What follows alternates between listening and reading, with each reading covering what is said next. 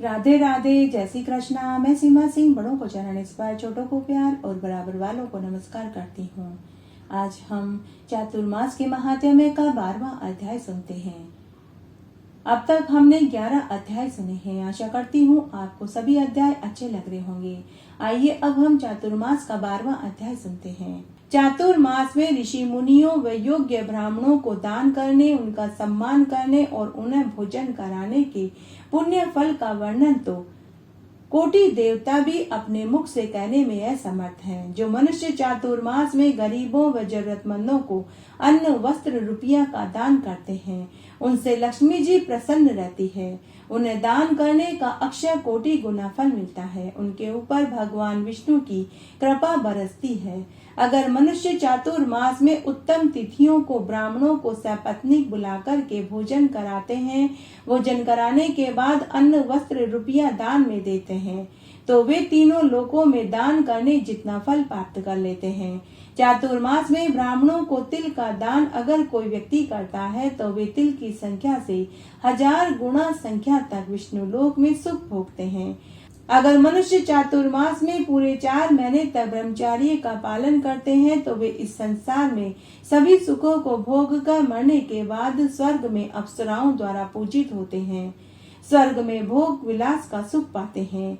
अगर मनुष्य चातुर्मास में पूरे संयम से नियम धारण करते हुए स्नान, व्रत, जप, तप, दान करते हैं, रात्रि जागरण करते हैं, तो उन्हें उतना ही फल मिलता है जितना कि समस्त तीर्थों में जाकर स्नान करने, दर्शन करने और दान करने से मिलेगा।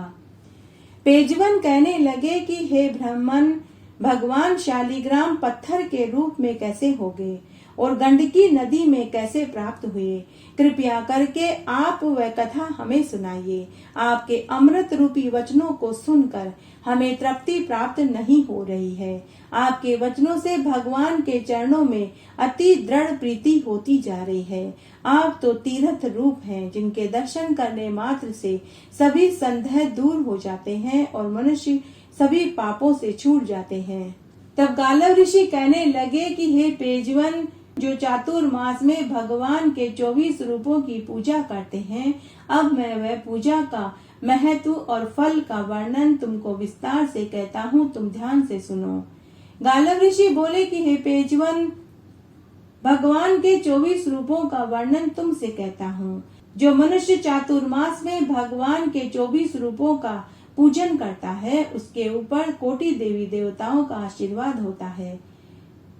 सबसे पहले भगवान केशव की पूजा करनी चाहिए, दूसरे मधुसूदन भगवान की, तीसरे संकर्षण भगवान की, फिर दामोदर भगवान की, 5वें वासुदेव भगवान की, 6ठे प्रद्युम्न भगवान की, 7वें विष्णु भगवान की, 8वें माधव भगवान की, 9वें अनंत भगवान की, 10वें पुरुषोत्तम भगवान की, फिर 11वें ऐदोषस भगवान की, 12वें जनार्दन भगवान की, 13वें गोविंद भगवान की, 14वें त्रिविक्रम भगवान की, 15वें श्रीधर भगवान की, 16वें ऋषिकेश भगवान की, 17वें नरसिंहदेव भगवान की, 18वें विश्व योनि अर्थात संसार के उत्पत्ति स्थान की, 19वें वामन भगवान की, 20वें नारायण भगवान की, 21वें पुंडरीकाक्ष भगवान की, 22वें उपेंद्र भगवान की, 23वें हरि भगवान की और 24वें भगवान कृष्ण की पूजा करनी चाहिए। तब गालव ऋषि पेजवन से बोले कि हे पेजवन, मैंने भगवान की पूजा के ये 24 रूपों का तुम्हें विस्तार से वर्णन किया,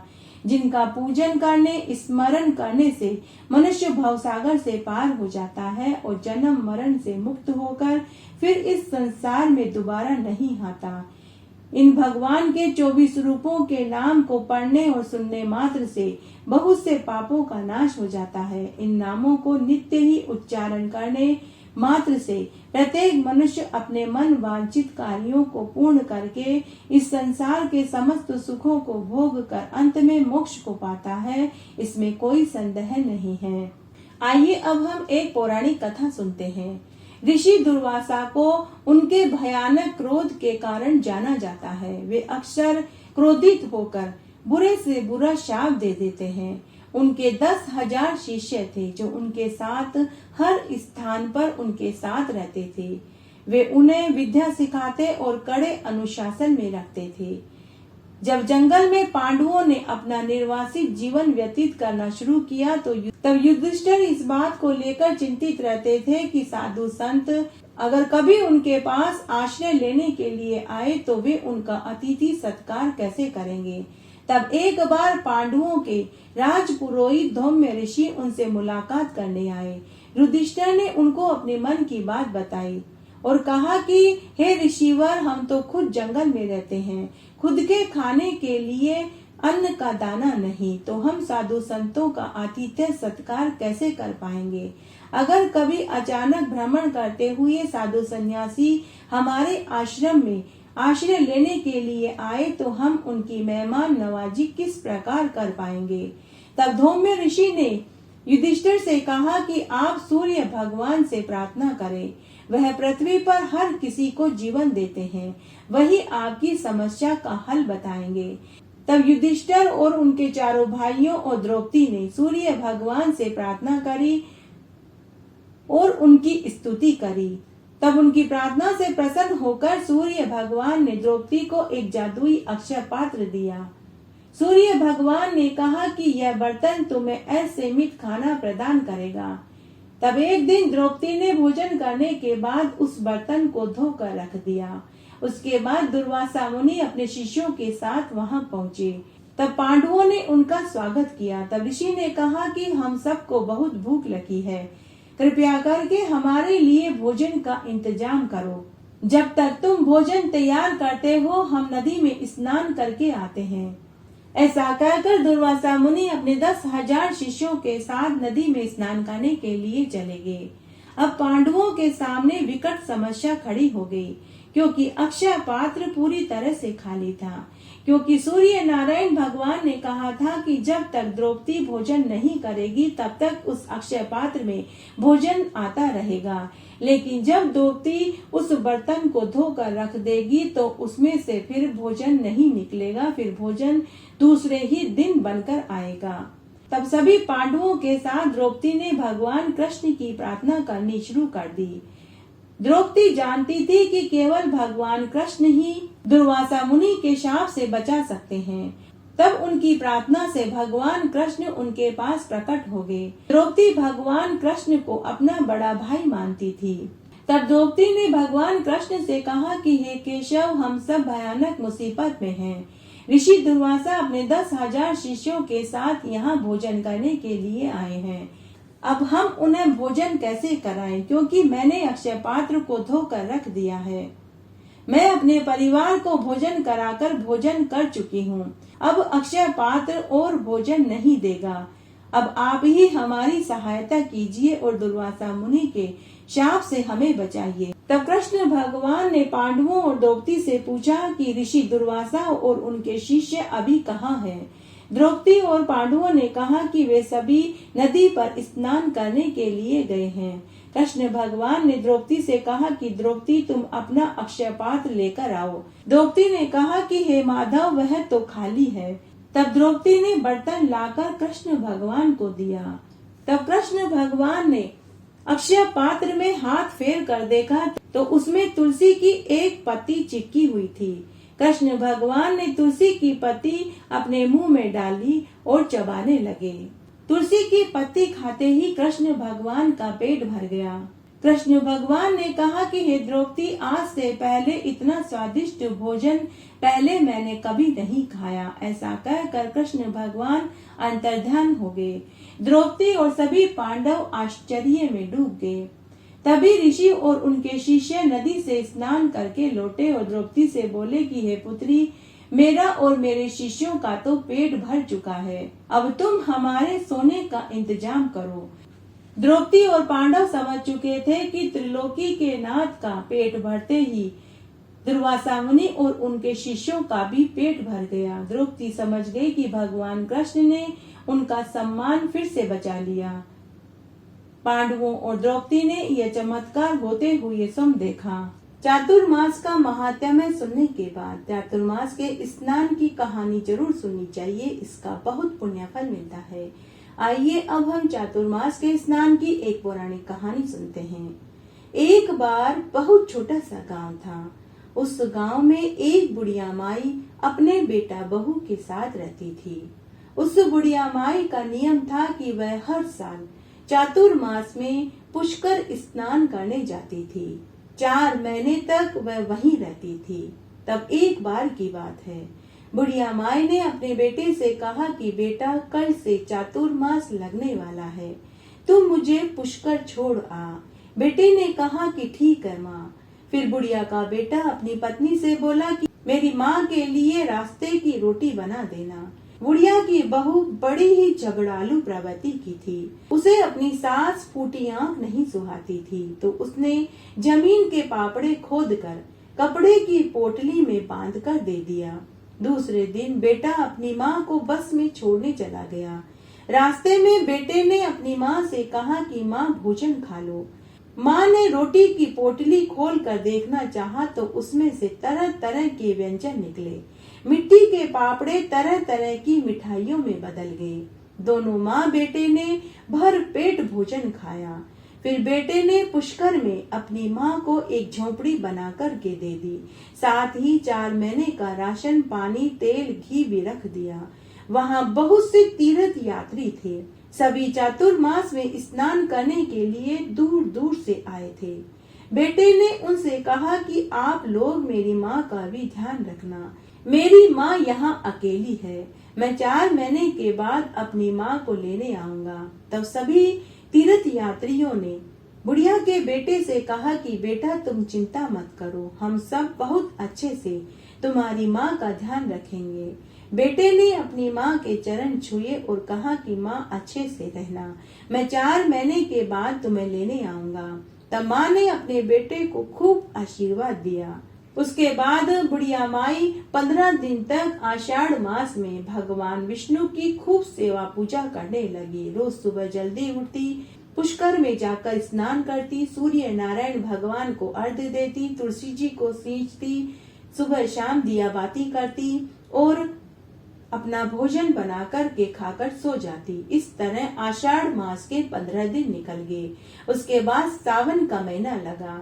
बुढ़िया माई सावन मास में भी सुबह पुष्कर में स्नान करती, व्रत करती, भगवान महादेव और माता पार्वती जी का पूजन करती, शिवलिंग पर बेल पत्र, धतूरा, आंकड़े के फूल चढ़ाती, कच्चे दूध, दही, शहद से अभिषेक करती और अपनी सामर्थ्य अनुसार दान पुण्य करती। इस तरह पूरा सावन मास का महीना बीत गया।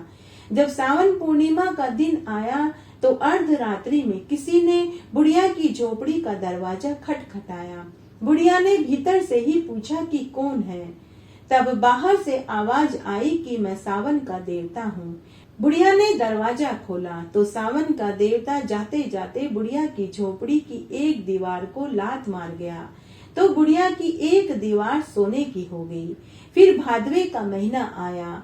बुढ़िया माई ने भादवे के महीने में भी रोज सुबह जल्दी उठकर पुष्कर में स्नान करती, राधा दामोदर जी की पूजा करती और खूब दान पुण्य करती। पूरे भादवे के महीने में खूब व्रत, उपवास और दान पुण्य किए, खूब धर्म कर्म किए और चातुर्मास की कथा कहानियों को सुना। इस तरह पूरा भादवे का महीना भी बीत गया। तब भादवे की पूर्णिमा की अर्धरात्रि को बुढ़िया की झोपड़ी का दरवाजा फिर से किसी ने खटखटाया। बुढ़िया ने भीतर से पूछा कि कौन है, तो बाहर से आवाज आई कि मैं भादवे मास का देवता हूँ। बुढ़िया ने दरवाजा खोला तो झोपड़ी की दूसरी दीवार चांदी की हो गई। फिर आसोज का महीना लगा। बुढ़िया ने पूरे आसोज में पितरों के निमित्त खूब दान पुण्य, पिंड दान और तर्पण किए। पूरे महीने में पुष्कर में स्नान करने लगी, व्रत उपवास करने लगी और खूब दान पुण्य करने लगी। आसोज के नवरात्रों में व्रत किए, कन्या जिमाई ब्राह्मणों को खूब दान दिया। उसके बाद जब आसोज पूर्णिमा की रात्रि आई तो अर्धरात्रि में फिर से किसी ने दरवाजा खटखटाया। बुढ़िया ने फिर से पूछा कि कौन है, तो बाहर से आवाज आई कि हम आसोज के देवता हैं। तब बुढ़िया ने दरवाजा खोला तो आसोज के देवता ने बुढ़िया की तीसरी दीवार को ठोकर मारी तो वह हीरे मोती में बदल गई। उसके बाद कार्तिक का महीना आया। बुढ़िया माई ने पूरे कार्तिक में तारा स्नान किया, तुलसी जी को सींचा, पीपल पतवारी सींची, राय दामोदर जी की कहानी सुनी, धरती माता की कहानी सुनी, इली और गुड़ की कहानी सुनी और खूब दान पुण्य किए। कार्तिक मास में तुलसी विवाह करवाया। तब पूरा कार्तिक का महीना खत्म हो गया। जब कार्तिक पूर्णिमा की रात्रि आई, फिर से बुढ़िया की झोपड़ी का दरवाजा किसी ने बाहर से खटखटाया। बुढ़िया ने भीतर से ही पूछा कि कौन है, तो बाहर से आवाज आई कि मैं कार्तिक का देवता हूँ। बुढ़िया ने दरवाजा खोला तो बुढ़िया की झोपड़ी अन्न धन के भंडार से भर गई।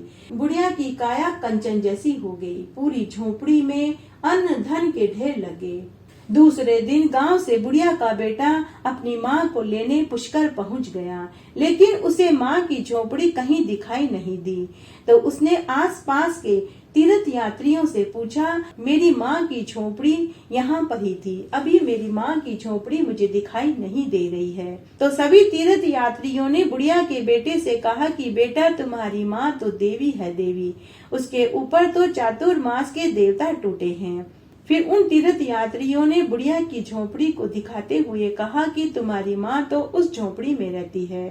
फिर बेटा अपनी माँ के पास आया और उसने अपनी माँ के चरण पकड़ लिए। तब बेटे को चातुर्मास के स्नान की महिमा समझ आ गई। तब बेटा अपनी माँ और धन को लेकर घर आया।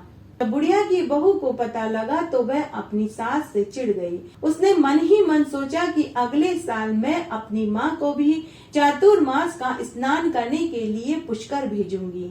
इस तरह समय बीतने लगा। साल भर बाद जब चातुर्मास का महीना लगा तो बुढ़िया की बहू अपने पति से बोली कि आप मेरी माँ को भी पुष्कर छोड़ कर आइए। तब बुढ़िया की बहू ने अपनी माँ के लिए आटे के घी, बादाम, काजू आदि डालकर लड्डू बनाए ताकि 4 महीने तक उसकी माँ लड्डू खाती रहे। उसने 4 महीने के हिसाब से अपनी माँ के लिए आटे, घी, गुड़ आदि डाल करके सूखे मेवे और गोंद डाल करके लड्डू बनाए। जवाई अपनी सास को भी पुष्कर में झोपड़ी बना करके छोड़ आया। तब सबसे पहले सावन का महीना आया। बुढ़िया की बहू की माँ न तो पुष्कर स्नान करती थी और न ही दान पुण्य करती थी। सुबह सुबह ही वह घी के लड्डू खाने बैठ जाती थी और पूरे दिन झोपड़ी में सोती रहती थी। इस तरह सावन मास का महीना बिता दिया। जब सावन पूर्णिमा की रात को सावन के देवता ने झोपड़ी का दरवाजा खटखटाया, लेकिन बहू की माँ ने दरवाजा नहीं खोला, बल्कि जोर जोर से गालियां देने लगी कि कौन मेरी नींद खराब कर रहा है, चले जाओ यहाँ से। तब सावन के देवता ने जाते जाते झोपड़ी की एक दीवार को लात की मारी तो झोपड़ी की एक दीवार टूट गई। अब झोपड़ी में कुत्ते और सुअर अंदर आने लगे। बहू की माँ परेशान हो गई। उसके बाद भादवे का महीना आया। पूरे भादवे का महीना भी बहू की माँ ने ऐसे ही बिता दिया। न तो वह पुष्कर में स्नान करती, न ही कोई व्रत उपवास करती और न ही कोई दान पुण्य करती। जब भादवे मास की पूर्णिमा का दिन आया तो अर्धरात्रि को फिर से भादवे के देवता ने बहू की माँ की झोपड़ी को खटखटाया, लेकिन भीतर से बहू की माँ ने उसे भी बहुत गालियां दी। तब भादवे के देवता ने झोपड़ी की दूसरी दीवार को ठोकर मारी तो वह दीवार भी भर भरा कर गिर गई। इसी तरह से आसोज और कार्तिक का पवित्र महीना भी गुजर गया। बहू की माँ न स्नान करती, न ही कोई व्रत उपवास करती, न ही दान पुण्य करती। वह सुबह सुबह ही लड्डू खाने बैठ जाती और पूरे दिन सोती रहती, पूरी रात सोती रहती। तब आसोज और कार्तिक के देवताओं ने भी पूर्णिमा के दिन झोपड़ी के एक एक लात की मारी तो पूरी झोपड़ी टूट गई। अंत में कार्तिक के देवता ने बहू की माँ को लात मारी तो वह गधी की योनि को प्राप्त हो गई। दूसरे दिन दामाद अपनी सास को लेने पुष्कर पहुंचा तो उसे सासू माँ की झोपड़ी और सासू माँ भी दिखाई नहीं दी। उसने आसपास के लोगों से, तीर्थ यात्रियों से पूछा कि मैं अपनी सास को यहाँ झोपड़ी बना कर के छोड़ कर गया था। न तो मुझे झोपड़ी दिखाई दे रही है और न ही मुझे मेरी सास दिखाई दे रही है। तब लोगों ने कहा कि बेटा, तुम्हारी सास तो बड़ी ही दरिद्र थी, न नहाती थी, न ही धोती थी, न ही कोई व्रत उपवास और दान पुण्य करती थी। उसे तो चातुर्मास के देवता ने गधी बना दिया है। वह देखो झोपड़ी के मलबे के ऊपर गधी के रूप में बैठी है। तब दामाद अपनी गधी सास को लेकर घर पहुंचा। जब बुढ़िया की बहू को पता चला कि उसकी माँ गधी हो गई है तो वह खूब रोई चिल्लाई। तब बहू ने अपने पति से कहा कि मेरी माँ गधी की योनि से कैसे छूटेगी, किसी पंडित महात्मा से पूछो। तब एक पंडित को बुलाकर के पूछा गया तो वह बोला कि तुम्हारी सास बड़ी ही दरिद्र थी, उसने चातुर्मास का अपमान किया, उसे इसी की सजा मिली है। तब बहू हाथ जोड़कर पंडित जी से गिड़गिड़ाते हुए बोली कि हे पंडित जी महाराज, अब यह बताइए कि मेरी माँ वापस से मनुष्य की योनि में कैसे आएगी। तब पंडित ने कहा कि अब आपकी माँ गधी से मनुष्य की योनि को तभी प्राप्त होगी जब किसी ने अपने जीवन काल में 3 बार चातुर्मास का स्नान किया हो। अगर उसके नहाए हुए जल से आपकी माँ स्नान करे तभी यह गधी से मनुष्य बनेगी। तब बहू ने अपनी सासू माँ के पांव पकड़ लिए और माफी मांगने लगी और सासू माँ से विनती करने लगी कि आपके नहाए हुए जल से मेरी माँ को आप नहाने की अनुमति दे दे तो मेरी माँ गधी से मनुष्य की योनि को प्राप्त हो जाएगी। तब बुढ़िया माई को अपनी बहू की माँ के ऊपर दया आ गई। तब बुढ़िया माई के नहाए हुए जल से बहू की माँ ने स्नान किया तो वह पुनः गधी से औरत बन गई। हे चातुर्मास के देवता, जैसे आप बुढ़िया के ऊपर टूटे वैसे सबके ऊपर टूटना, कहानी कहने वाले के ऊपर, सुनने वाले के ऊपर और हुक्कारा भरने वाले के ऊपर। गढ़ती हो तो पूरी हो तो परवान चढ़े, भूले बिसरे नाम तेरे भंडार में भरे। इस तरह आज हमने चातुर्मास का 12वां अध्याय सुना। आशा करती हूँ यह आपको जरूर पसंद आएगा। मेरे साथ बने रहने के लिए आपका धन्यवाद। आगे आने वाली कथा कहानियों के लिए भी आप इसी तरह मेरे साथ बने रहें। धन्यवाद।